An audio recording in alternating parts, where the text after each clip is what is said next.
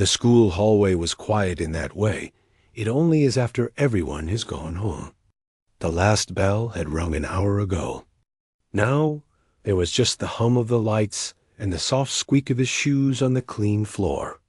He pushed a rolling cart with his supplies, a mop bucket, sprays, clean rags. His name was Leo, and this was his world every day from 3 o'clock until the evening. He was a man people saw, but didn't really see. Students passed him with a quick, "Hey, Mr. Leo," already thinking about their next class. Teachers gave him a kind smile and a nod when they dropped a coffee cup in the bin by his cart. They knew he was the janitor. They knew he had a young daughter, because sometimes she sat at a table in the cafeteria doing homework, waiting for her dad's shift to end. They knew, in a vague sort of way, that his wife wasn't around anymore. But that was all. They didn't know his story. To them, he was just a part of the school, like the lockers or the clocks on the wall. His real life, his whole heart, existed outside these walls. It was in a small, tidy house with 2 quiet rooms. It was in making pancakes shaped like animals on Saturday mornings. It was in braiding his daughter's hair before school, his big, careful hands fumbling with the tiny elastic bands. His daughter, Maya, was 8, with eyes that looked just like her mother's. She was the reason for everything. Every wipe of the cleaner, every sweep of the broom, was for her. 3 years had passed since he lost his wife, Ilara.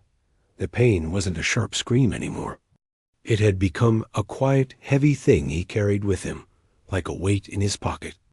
He had been a different person with her. He had been a musician.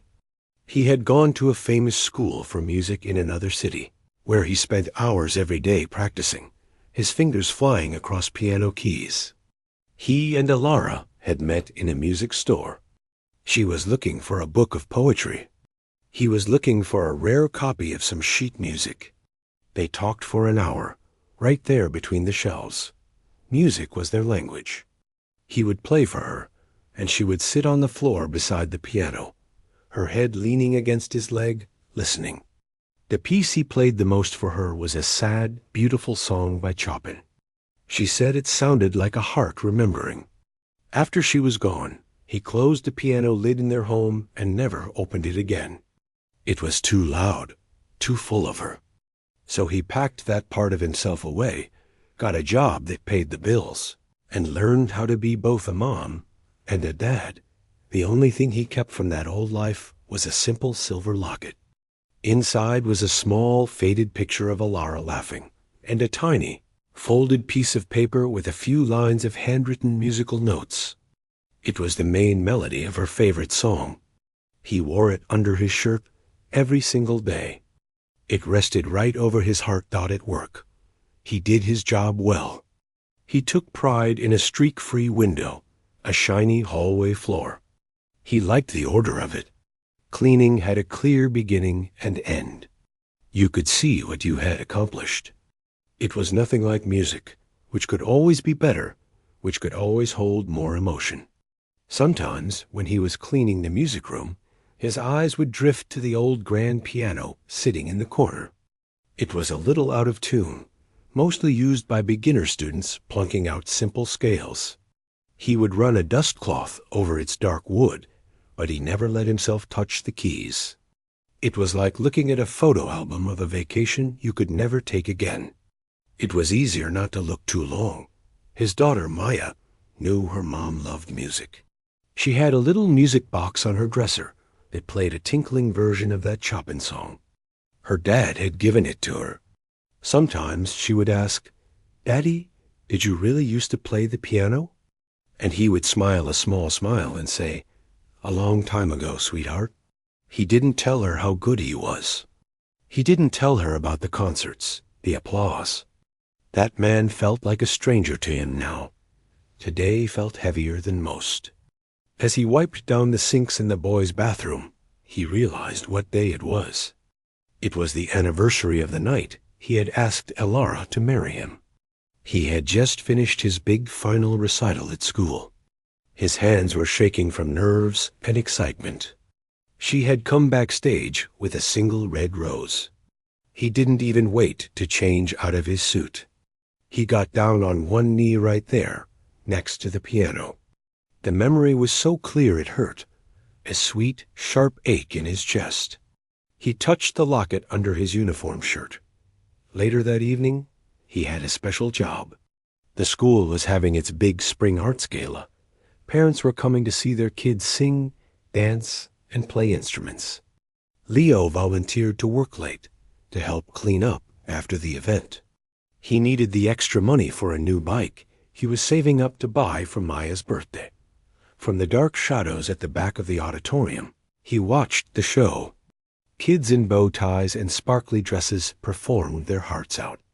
Parents beamed with pride, phone cameras glowing like little stars in the dark.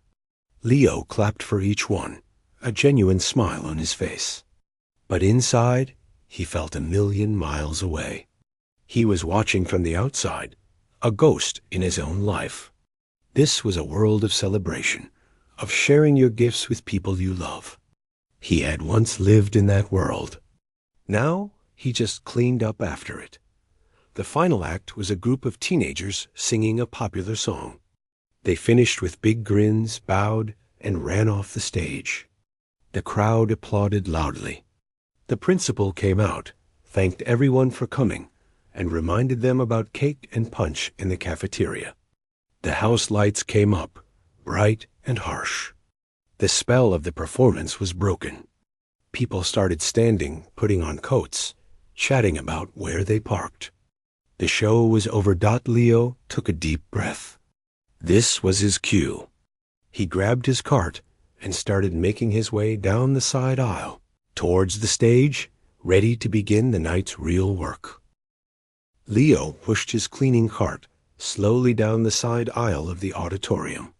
The bright house lights made everything look a little tired now that the show was over. The magic of the performance had vanished, leaving behind crumpled programs on the floor and the faint smell of perfume and floor polish. He rolled the cart up the small ramp at the side of the stage. His work shoes made a soft, steady sound on the wooden floor. From up here, he could see the whole room emptying out. Parents were helping kids with their coats. A group of teachers were laughing by the door. Everyone was moving towards the lobby, where the promise of cake and punch was pulling them away. For Leo, the stage was just a place to clean. He started with the folding chairs the choir had used, stacking them neatly against the back wall. He picked up a forgotten water bottle and a hair ribbon, dropping them into the lost and found box on his cart. His movements were automatic, practiced. This was his routine. In the middle of the stage, sitting quiet and grand under a single work light, was the piano. It was a beautiful old instrument, its dark wood scuffed at the corners from years of being moved. During the school year, it was mostly beginner students who practiced on it, their notes hesitant and sometimes wrong. It hadn't been properly tuned in a long time. To most people here, it was just a big piece of furniture, but to Leo, it was a magnet. Every time he came near it, he felt a little pull in his chest. He had dusted it 100 times, always careful, always quick. He never let his hands linger on the keys. It was too dangerous. It was like standing at the edge of a deep pool of memory. He was afraid if he touched it, he might fall in and not be able to climb back out. Tonight, the feeling was stronger. The anniversary of his proposal was a heavy weight in his mind. The sounds of the kids' performances, the proud smiles of the parents, it all mixed together into a lonely soup inside him. He missed sharing things. He missed having one person who really saw him. He finished stacking the chairs and wheeled his cart closer to the piano to dust it. The auditorium was almost empty now. Just a couple of parents lingered near the back doors, finishing a conversation.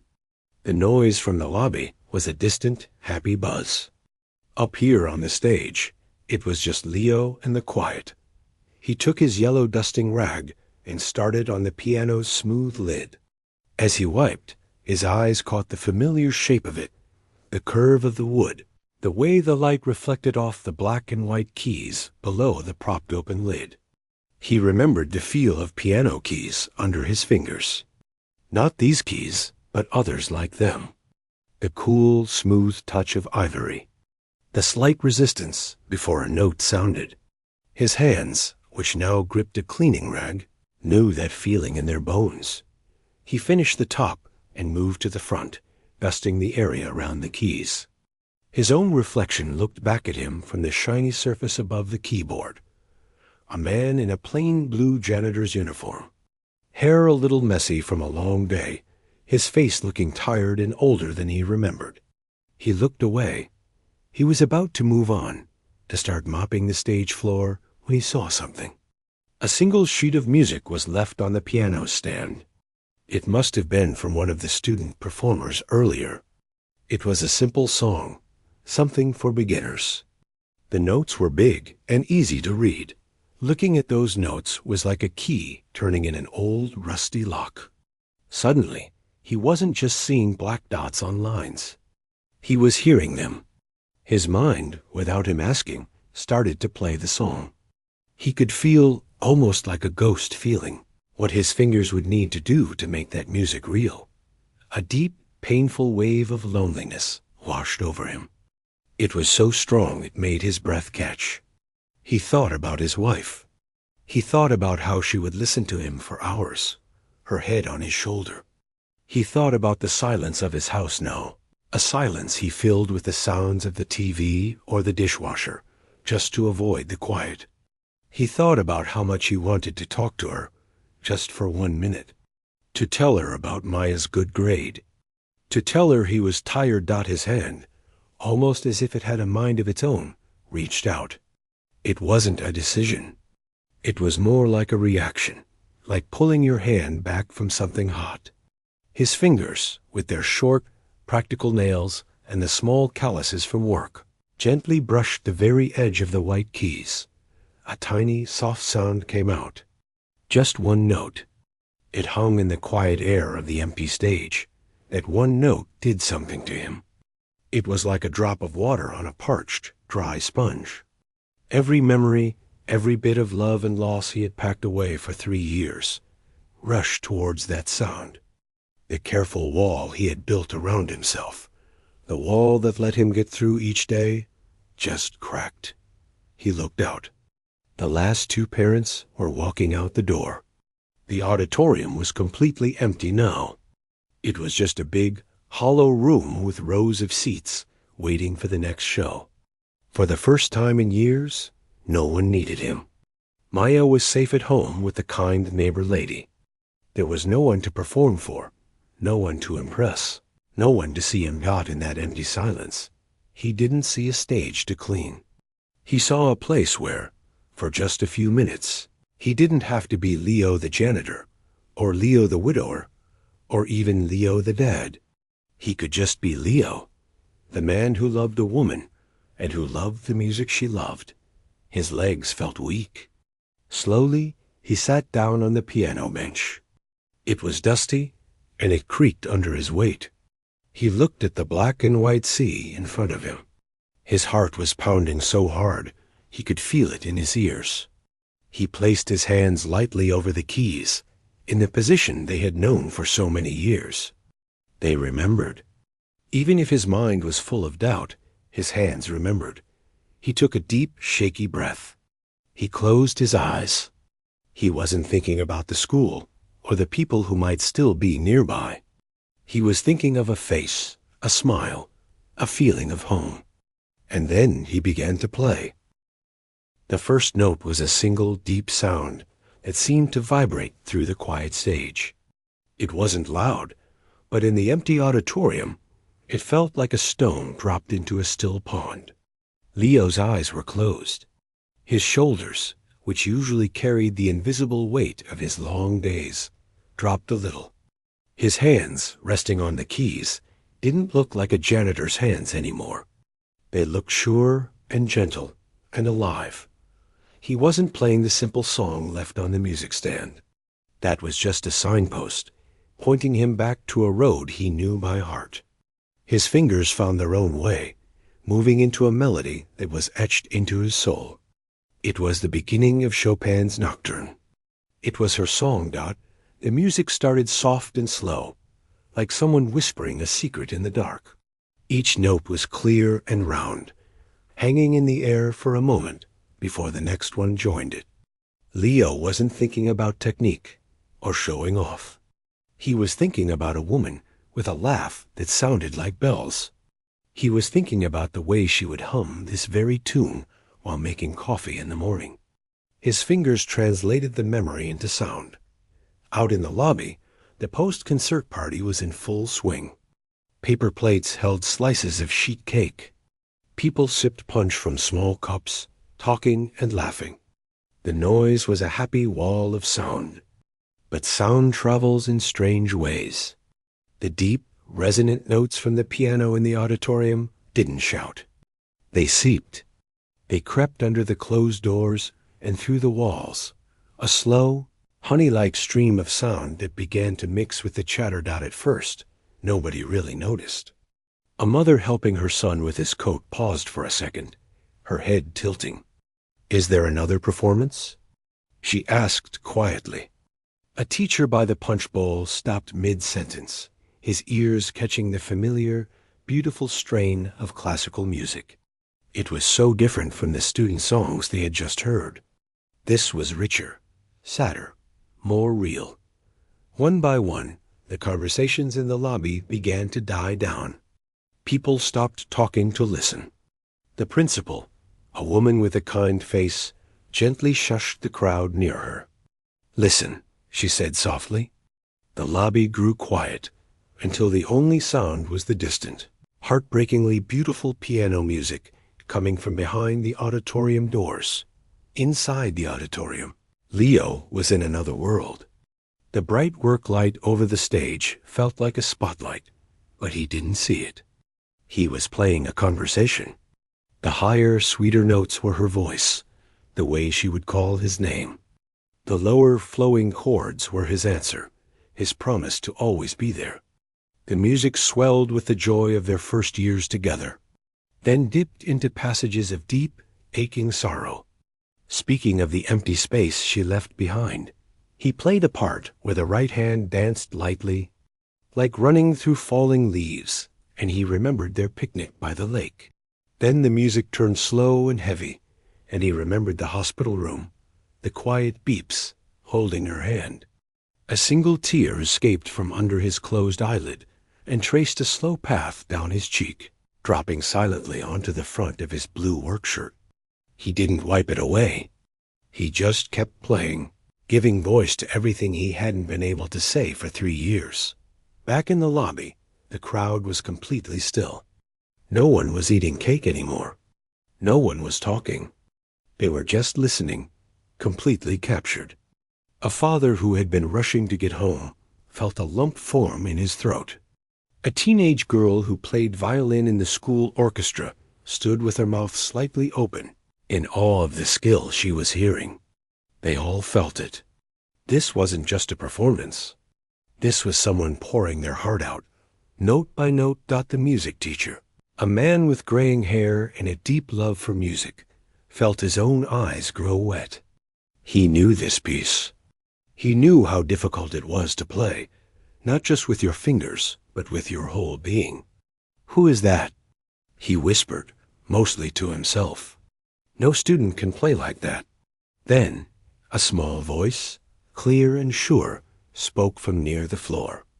It was Leo's daughter. She was holding the hand of the neighbor who had brought her to meet her dad after the show. She had been waiting quietly, listening with big, serious eyes. "That's my daddy," she said.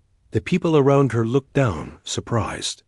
The little girl pointed a small finger towards the auditorium doors. "He's playing Mommy's song." She said it so simply, as if it was the most obvious thing in the world. And in that moment, for all the adults listening, the pieces clicked together. The janitor, the widower, the quiet man who always had a smile for the kids. The puzzle was solved, and the picture it made was so beautiful and so sad that it took their breath away.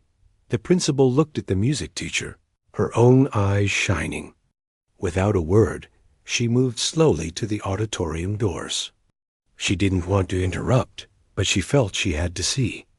She pushed one door open just a crack, as quietly as she could. The sight on the stage would stay with her for the rest of her life.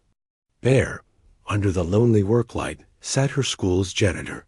His work cart was parked beside him, a mop and bucket standing by like silent guards.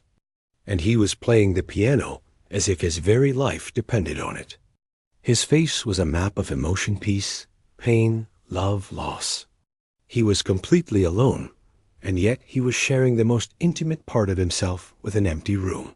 She let the door close softly, not daring to make a sound. She turned back to the crowd of parents, teachers, and children, all looking at her with questioning faces.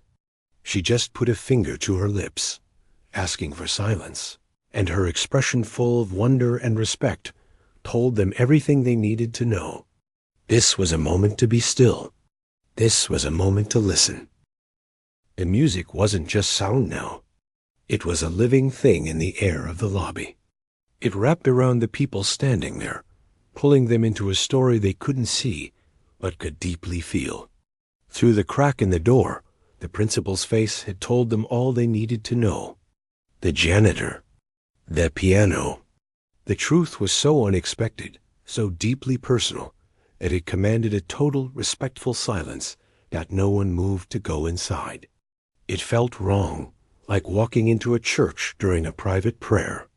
So they stayed where they were, just outside the doors, becoming an audience to something they were never meant to see.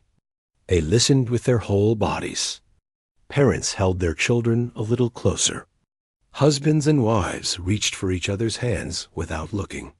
The younger kids, who usually fidgeted, were strangely still, sensing the gravity in the adults around them. Inside the auditorium, Leo was far away. The piano keys were a landscape under his fingers, and he was walking through every memory. The music built to a powerful, stormy section, full of crashing chords that echoed in the big room. This was the pain, the anger, the sheer unfairness of it all. His body moved with the force of it, his shoulders tense. Then, as suddenly as it came, the storm passed. The music fell back into a soft, gentle melody. This was the remembering. The small, quiet moments. Waking up and seeing her asleep. Her hand in his during a movie. The way she said his name. He was crying openly now, the tears falling freely, but his hands never faltered. They knew this journey. They had practiced these emotions for years, though never like this. This was the first time he had truly let the music say everything he kept locked inside. It was the most honest thing he had done since she died. Out in the lobby, people were crying too. They weren't tears of simple sadness. They were tears of understanding. A teacher who had lost her own mother last year let the tears roll down her cheeks, feeling a strange comfort in hearing her own grief reflected in the music. A tough-looking dad who worked construction sniffed hard and looked at the floor, blinking fast. He didn't know Leo's story, but he knew what love was, and he knew what loss sounded like. He heard it now. Leo's daughter stood perfectly still, her small hand tight in her neighbor's. She watched the grown-ups crying and listened to the song from her music box, now alive and huge and full of power. She understood. Her daddy was talking to Mommy. In her young mind, it was that simple.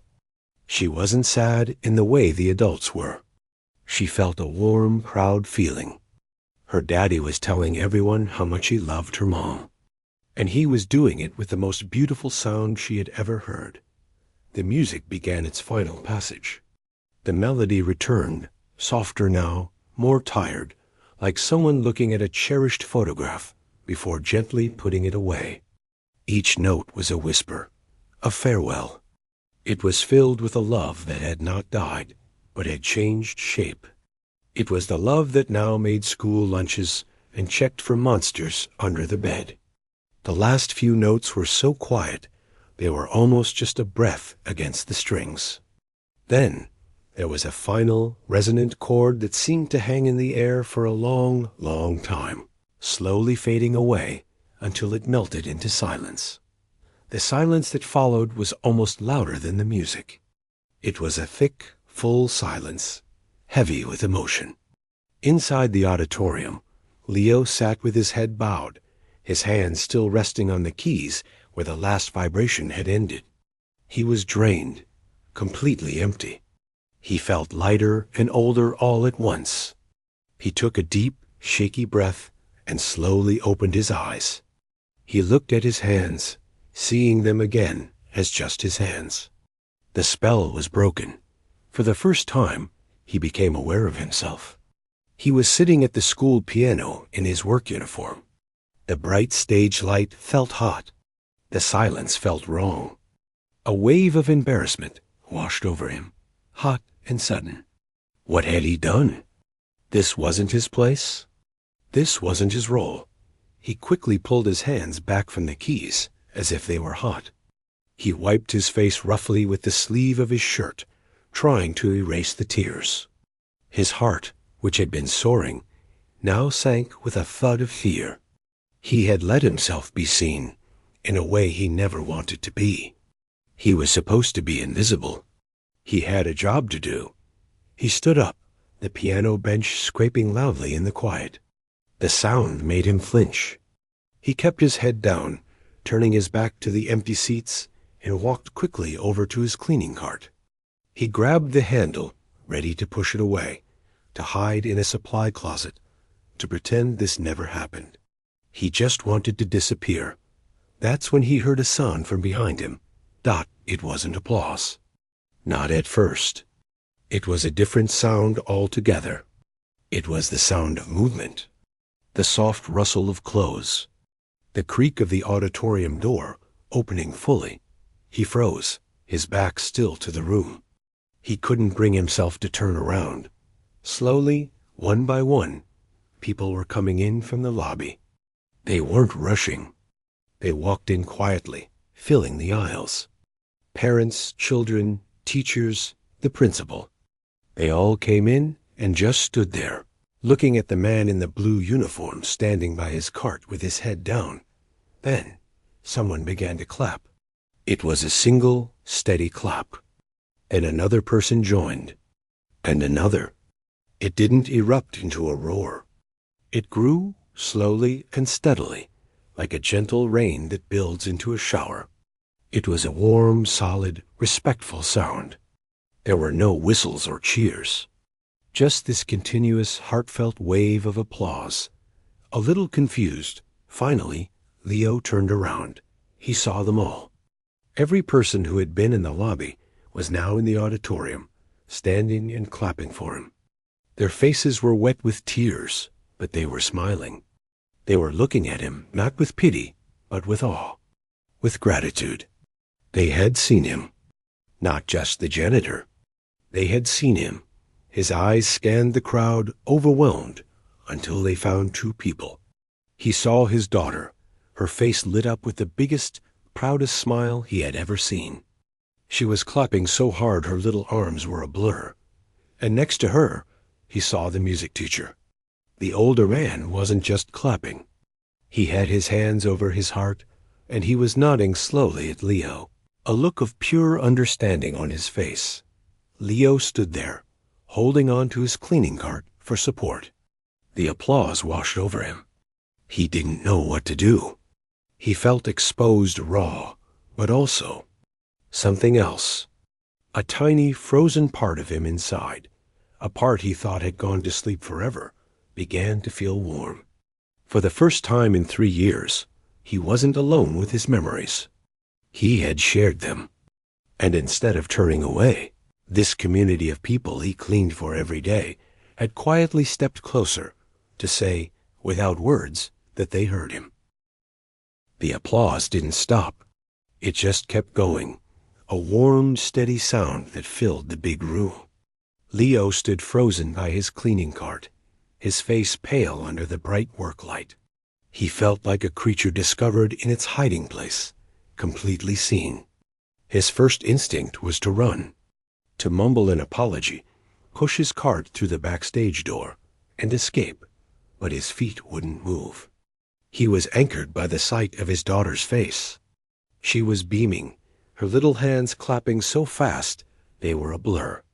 In her eyes, he wasn't the man who had just broken down. He was a hero. He had played Mommy's song for the whole world to hear. That pride in her face was a lifeline, pulling him back from his panic.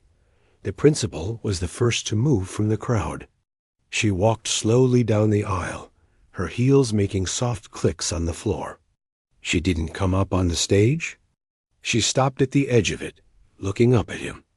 Her own eyes were glistening. "Leo," she said, and her voice was gentle, meant only for him. But in the quiet that had settled over the clapping, everyone could hear. That was the most beautiful thing I have ever heard in this school." He opened his mouth, but no words came out. He just shook his head slightly, a gesture that meant, "I'm sorry, I shouldn't have. I don't know what came over me." The music teacher came up beside the principal. He was an older man with kind eyes, usually calm and measured. Now he looked deeply moved. "Son," he said, the word full of respect. "That wasn't just playing. That was art, true art. Where did you learn to play like that?" The question hung in the air. Leo looked from the teacher's face to the sea of waiting, gentle faces in the seats. He cleared his throat, his voice rough and unused. "A long time ago," he managed to whisper. Before all this." He gestured vaguely at his uniform, at the cart. His daughter couldn't stay back any longer. She let go of her neighbor's hand and ran down the aisle, her small shoes pattering. She scrambled up the side steps of the stage and ran straight to him, wrapping her arms tightly around his legs. He looked down, and the simple, pure love in her hug was like a key turning in a lock inside his chest.